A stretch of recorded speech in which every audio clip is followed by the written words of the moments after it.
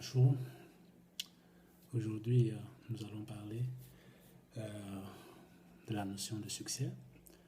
Et en fait, avant de pouvoir se lancer, avant de pouvoir réfléchir et penser que euh, à mon avenir, je dois recentrer, je dois comprendre ce que veut dire le succès et surtout quel est le chemin en fait, quelle est la route qui mène au succès. Parce que beaucoup de jeunes aujourd'hui, en Afrique principalement, après des années, se lamentent, se disent oh, je n'ai pas réussi, je n'ai pas de succès dans tout ce que je fais, je n'ai pas.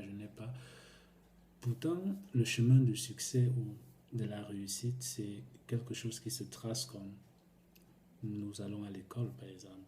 On va à la maternelle quand on est tout petit, jusqu'à un certain âge, et après on va à l'école primaire, après au collège, après au lycée, au secondaire, après l'université, et ainsi de suite. En fait, tout a une ligne, tout a une direction, tout a un chemin. Si vous ne passez pas par ce chemin, vous n'aurez pas le bac, vous n'aurez pas le BPC, vous n'aurez pas la licence, vous n'aurez rien.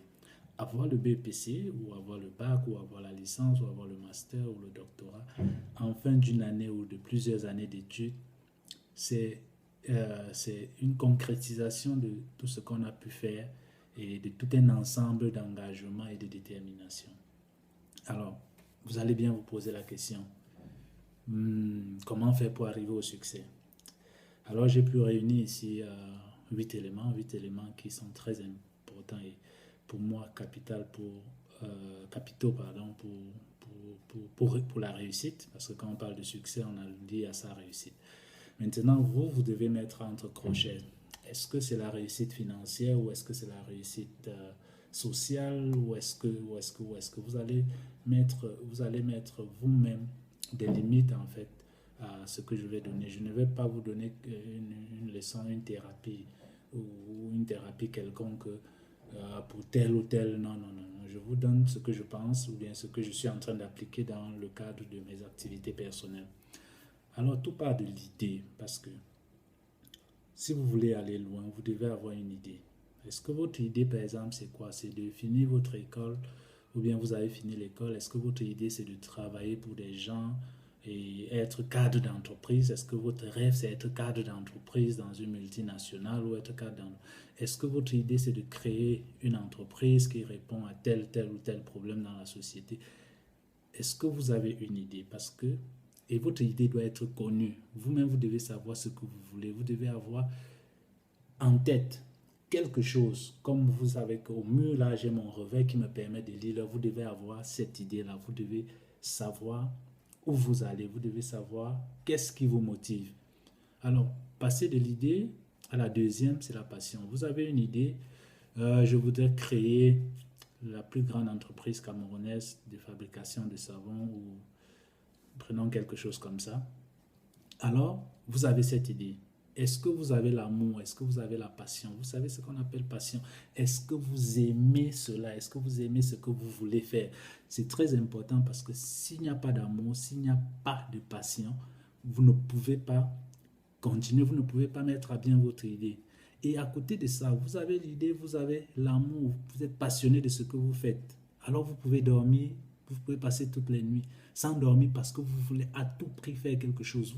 Vous engagez dans un travail acharné, vous travaillez chaque jour pour perfectionner, chaque jour comme vous apprenez, comme on apprend à l'école, on apprend chaque jour parce qu'on veut avoir le BEPC, parce qu'on veut avoir la licence, parce qu'on veut avoir le master. Donc, travail acharné, dur et acharné, comme le laboureur, comme nos parents qui vont au champ chaque jour pour labourer. Nous devons travailler dur. Et après, il y a quoi? Avoir l'idée, être passionné, travailler dur,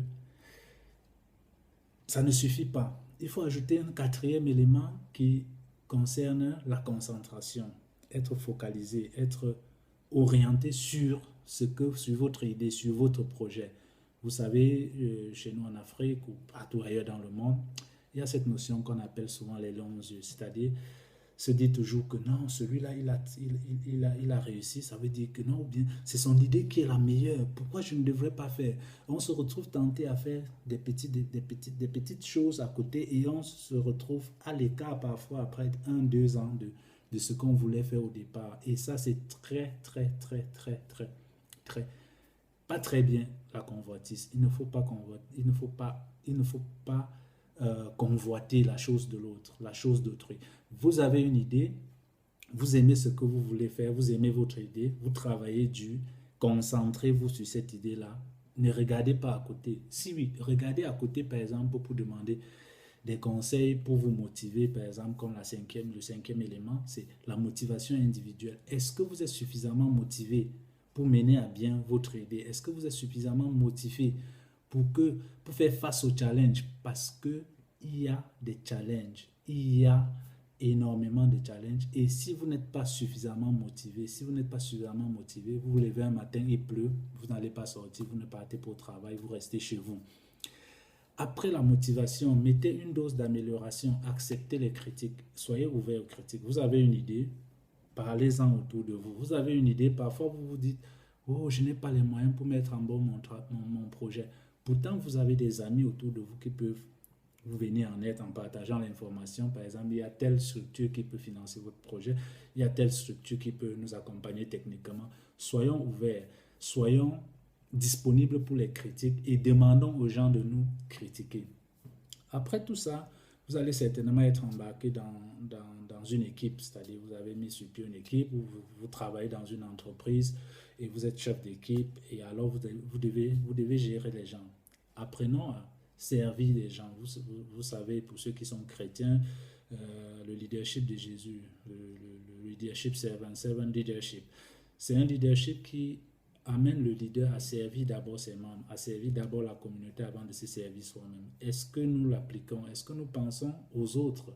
Ou est-ce que nous pensons aux autres avec qui nous travaillons? Ou est-ce que nous pensons à ceux qui vont recevoir notre projet? Est-ce que nous pensons que notre projet ou que nous-mêmes nous les servons assez pour qu'ils puissent nous rendre l'appareil? Et alors je vais finir par parler de la persévérance. Vous savez, c'est très dur. Il y a des gens à côté, vous partagez l'idée, ils ne sont pas d'accord, ils vous critiquent. Dans tout ce qui regarde sur votre idée, c'est que non, c'est pas bon, c'est mauvais. Pourquoi? Non, mais attends, tout le monde pouvait penser à ça, c'est trop facile. Il y a des gens qui vont vous critiquer parce qu'ils ne veulent pas vous voir évoluer. Il y a aussi l'échec parce que vous pouvez être amené à commencer une partie de votre projet ou de votre activité et ça foire. Ça n'avance pas, vous n'avez pas de partenaire, vous n'avez pas... C'est très fréquent dans notre milieu africain où tout est en relation avec la politique, tout est en relation avec le réseautage. Si quelqu'un ne vous connaît pas ou bien alors si vous ne faites pas partie d'un parti politique, vous n'aurez pas de financement forcément. Il y a tellement de programmes par exemple de financement au niveau du Cameroun, mais les jeunes ne bénéficient pas de ça. Pourquoi? Parce que voilà, il y a des difficultés à les mettre en pratique, il y a une dose de subjectivité qui empêche à tous ces programmes-là de travailler pour le développement des jeunes. Mais nous, jeunes, nous ne devons pas nous fatiguer, nous ne devons pas nous attarder dessus, nous devons regarder droit devant nous. Donc, la clé du succès, c'est ces 8 éléments pour moi. D'autres pourront ajouter ou retrancher, mais c'est ces 8 éléments qui vont nous permettre d'arriver au succès. C'est ces 8 éléments qui vont nous permettre de réussir dans notre entreprise. Alors, je pense que je vous ai donné quelques éléments qui vous permettront de comprendre exactement la route du succès. J'ai parlé de l'idée, j'ai parlé de la passion, j'ai parlé du travail acharné, j'ai parlé de l'orientation et de la concentration, j'ai parlé de la motivation, j'ai parlé de s'améliorer, j'ai parlé de servir les autres avant de se servir, j'ai parlé de la persévérance. Alors, si cette vidéo vous a plu, alors cliquez sur j'aime, partagez-le, vous pouvez le télécharger. Mon objectif, c'est d'en faire large diffusion et de pouvoir aider les jeunes. Posez-moi des questions sur cette notion, alors je répondrai. Merci et bonne journée.